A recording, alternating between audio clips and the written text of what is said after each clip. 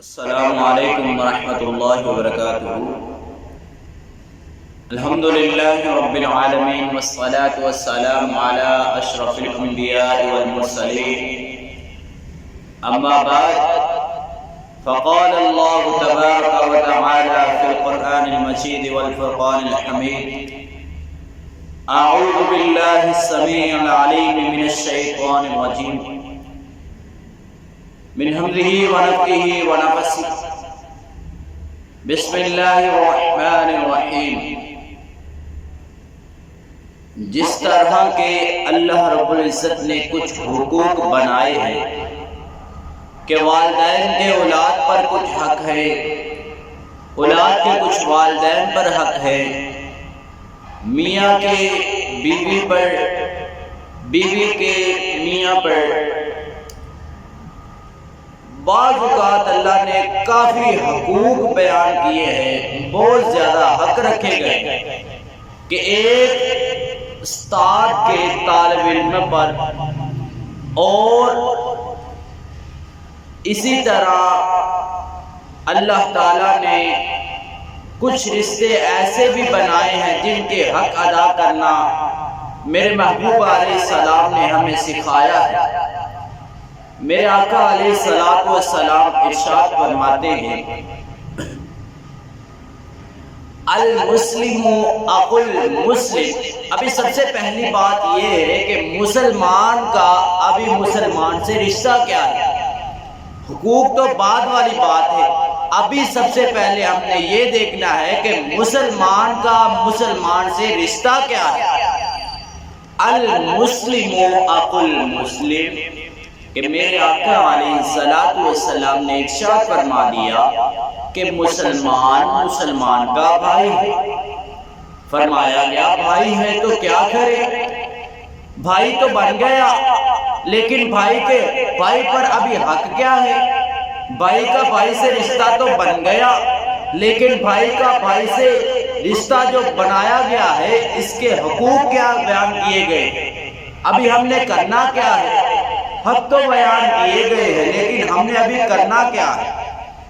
تو میرے آقا علیہ السلام نے آگے وہ بھی فرما دیا کہ حق المسلم علی المسلم ست، کہ مسلمان بھائی کے دوسرے مسلمان پر، مسلمان کے مسلمان پر 6 حق ہیں۔ میرے آقا علیہ السلام نے ایک مسلمان کے دوسرے مسلمان پر 6 حق بیان کیے۔ فرمایا گیا پہلا کون سا ہے؟ اذا لقیتہ فسلم علیہ، کہ جب کوئی مسلمان کسی مسلمان سے ملے تو سب سے پہلا کام اسے سلام کرے۔ سلام قبل الکلام، کہ بول چال سے پہلے، کچھ بولنے سے پہلے، گفتگو کرنے سے پہلے، قبل الکلام، اس سے پہلے کلام سے کوئی بھی بات کرنی ہے تو اس سے پہلے سلام بولو۔ میرے محبوب علیہ السلام ایک دفعہ مسجد نبوی میں بیٹھے گئے، ایک صحابی آ جاتا ہے، آ کے کہتا ہے السلام علیکم۔ میرے آقا علیہ السلام اسے 10 نیکیوں کی بشارت دے دیتے ہیں۔ دوسرا آدمی آتا ہے، آ کے کہتا ہے السلام علیکم ورحمۃ اللہ۔ میرے آقا علیہ السلام ارشاد فرما دیتے ہیں کہ اس کے لیے میرے آقا اللہ تعالیٰ نے 20 نیکیوں کا آرڈر جاری کر دیا، اس کے لیے 20 نیکیاں لکھ دی گئی۔ تیسرا آدمی آ جاتا ہے، وہ آ کے کہتا ہے السلام علیکم ورحمۃ اللہ وبرکاتہ۔ میرے آقا علیہ السلام ارشاد فرماتے ہیں کہ اس کے لیے 30 نیکیاں لکھ دی گئی۔ دیکھو میرے بھائیو، چھوٹے سے الفاظ ہیں، اللہ تعالیٰ نے نیکیوں کی کیسے برسات کر دی ہے۔ ہم تو مایوس رہ جاتے ہیں اللہ کی رحمت سے۔ نہیں میرے بھائیو، ہمیں کوشش کرنی چاہیے کہ ہم اللہ کو جتنا ہو سکے راضی کریں۔ میرے اللہ تو بہت جلدی راضی ہو جانے والے ہیں، بہت بخشنے والے ہیں، بہت غفور الرحیم ہے، بہت رحیم ہے، بہت کریم ہے، بہت عظیم ہے۔ میرے اللہ کو منانے میں کوئی ٹائم نہیں لگتا ہے۔ اللہ تعالیٰ تو خود آسمان دنیا پہ رات کو نزول فرماتے ہیں، آ کے کہتے ہیں ہے کوئی میرا بندہ جو مجھ سے کچھ مانگنا چاہتا ہے؟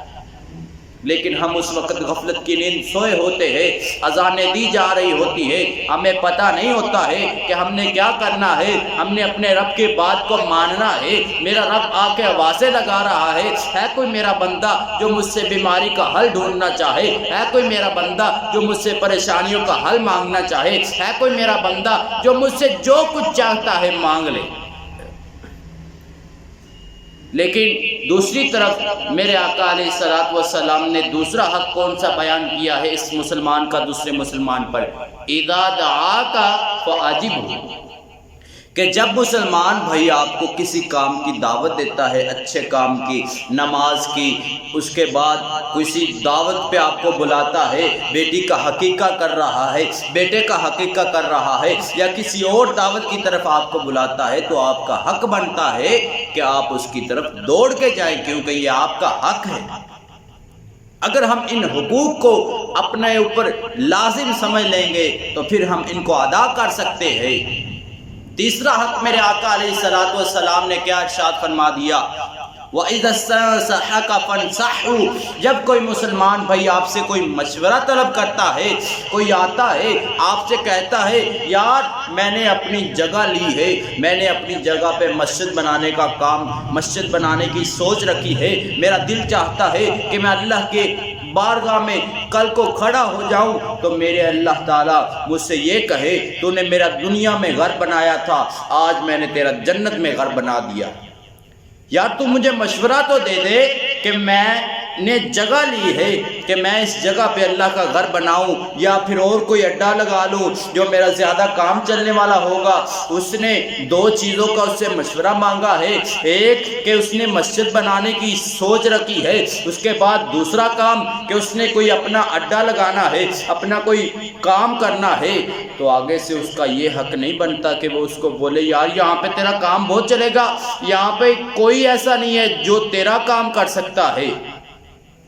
نہیں میرے بھائیوں، اس نے تجھ سے مسلمانوں والا مشورہ طلب کیا ہے۔ میرے آقا علیہ الصلوۃ والسلام نے ارشاد فرمایا ہے، یہ ہمارا حق ہے کہ وَإِذَا اسْتَنصَحَكَ فَانصَحْهُ، کہ جب کوئی مسلمان آپ سے کوئی مشورہ طلب کرتا ہے تو آپ کا یہ حق بنتا ہے کہ آپ اسے اچھا مشورہ دیں۔ وَإِذَا عَطَسَ فَحَمِدَ اللَّهُ فَشَمِّتْهُ، چوتھا حق کون سا بیان کیا گیا ہے؟ چوتھا حق کیا ہے؟ وَإِذَا عَطَسَ فَحَمِدَ اللَّهُ فَشَمِّتْهُ، اور جب کوئی مسلمان آپ کے سامنے وہ اللہ کی حمد بیان کرتا ہے تو آپ اس کے بدلے میں اس کو دعا دو۔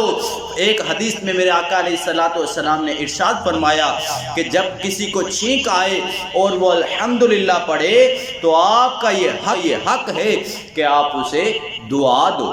دعا کیا دینی ہے؟ یرحمک اللہ، آگے جس کو چھینک آتی ہے اس کا یہ حق بنتا ہے کہ آگے وہ آپ کو یہدیکم اللہ ویصلح بالکم، آپ کو بھی آگے سے دعا دے۔ تو ہمارا یہ حق بنتا ہے جب کسی کو چھینک آئے تو ہم الحمدللہ پڑھیں اور آگے سے سننے والا اس کو یرحمک اللہ پڑھے۔ آگے سے چوتھا حق، پانچواں حق کون سا بیان کیا گیا ہے؟ وَإِذَا مَرِضَ فَعُدْهُ، اور میرے آقا علیہ الصلوۃ والسلام نے دیکھو کیسے سلسلہ شروع کر دیا، کیسے اس زندگی کے ایک حدیث کے اندر زندگی کا سلسلہ پورا ہی بیان کر دیا۔ میرے آقا علیہ الصلوۃ والسلام نے مسلمان کا مسلمان سے رشتہ بتایا، اس کے بعد پہلا حق بتایا کہ جب ملاقات ہوتی ہے، جب ملنا ہے تو کیسے ملنا ہے، ملنے سے پہلے کیا کرنا ہے، جب آپ کے محبت سے بلایا جاتا ہے تو آپ نے آگے سے محبت بھرا کلام سے، محبت بھری دعوت سے آگے کیا کرنا ہے۔ آگے پھر میرے آقا علیہ الصلوۃ والسلام نے تیسرے حق میں بتایا کہ جب کوئی آپ سے مشورہ طلب کرتا ہے تو آپ نے اس کو اچھا مشورہ دینا ہے۔ آگے چوتھا حق میرے آقا علیہ الصلوۃ والسلام نے یہ بتا دیا کہ جب اس کو چھینک آتی ہے تو وہ الحمدللہ پڑھے، تو آپ کا یہ حق بنتا ہے کہ آپ اس کو یرحمک اللہ کہو۔ آگے پانچواں حق میرے آقا علیہ الصلوۃ والسلام نے اس دنیا سے ابھی جانے رخصتی ہونے والی ہے، اس بندے کی بندہ بیمار ہو گیا ہے، وَإِذَا مَرِضَ فَعُدْهُ، جب اس آپ کا مسلمان بھائی بیمار ہوتا ہے تو آپ کا یہ حق بنتا ہے، ایک مسلمان کا یہ دوسرے مسلمان پر حق بنتا ہے، وَإِذَا مَرِضَ فَعُدْهُ، کہ جب کوئی مسلمان بیمار ہو جائے تو اس کی بیمار پرسی کرنا بھی ہمارا حق ہے۔ آج کل کیسے ہم غفلت کی نیند سوئے ہوئے ہیں، ہم اپنے حقوق کو بھول گئے ہیں کہ اللہ نے ہم پہ کون کون سے حق ظاہر کر دیے، ہم پہ لازم ہے یہ حق، ہم پہ اللہ رب العزت نے یہ کون کون سے حقوق بیان کیے ہیں۔ میرے آقا علیہ الصلوۃ والسلام نے ہمیں ساری زندگی جینے کا طریقہ بتاتے رہے، ہم اپنا دین میرے اللہ رب العزت کے اپنے جو ڈیوٹی لگائی گئی تھی وہ نبھاتے رہے، اپنی امت کے لیے دعائیں کرتے رہے، ربی امتی ربی امتی ربی امتی، اور ہم غفلت کی نیند سوئے ہوئے نہیں میرے بھائیو۔ وَإِذَا مَرِضَ فَعُدْهُ، جب کوئی مسلمان بیمار ہو جاتا ہے تو اس کی بیمار پرسی کرنا بھی ہمارا حق ہے۔ آج کل تو اس دور کے اندر دیکھا جائے تو بھائی بھائی سے ناراض ہے، بھائی کی قبر پہ جانا نہیں مناسب سمجھتے، والدین کی قبر پہ جانا مناسب نہیں سمجھتے، بھائی سے اتنی ناراضگی ہو گئی کہ بھائی کو چھوڑنا تو مناسب لگتا ہے لیکن اس کے حالات، اس کے حال کو پوچھنا، بھائی مر رہا ہے، بھائی کیسا بھی ہے، بھائی جیسا ہے اس کو ویسے ہی رہنے دو۔ ایک بھائی سے میں نے کہا کہ یار تیرے بھائی کو بہت تکلیف ہے، آ جاؤ، وہ آج لگتا نہیں ہے کہ بچ جائے گا، لیکن اس آگے سے بھائی نے پتا ہے کیا کہا، مرتا ہے تو مر جائے، ہمیں کوئی پرواہ نہیں میرے بھائیوں، یہ ہمارے حق نہیں ہے۔ آقا علیہ الصلوۃ والسلام نے ایک مسلمان کے دوسرے مسلمان پر یہ حق بیان کیے ہیں کہ جب کوئی مسلمان بیمار ہوتا ہے تو اس کی بیمار پرسی کرنا بھی ہمارا حق ہے۔ آگے لاسٹ جو ہے، آخری حق جو میرے آقا علیہ السلام نے وہ فوت ہو گیا ہے تو ابھی اس کا جنازہ جا رہا ہے، ابھی اس نے سانس والی ڈور اس کی ٹوٹ گئی ہے، وَإِذَا مَرِضَ فَعُدْهُ کے بعد ابھی اس کو بیماری آئی، اس کے بعد اس کا جنازہ جا رہا ہے۔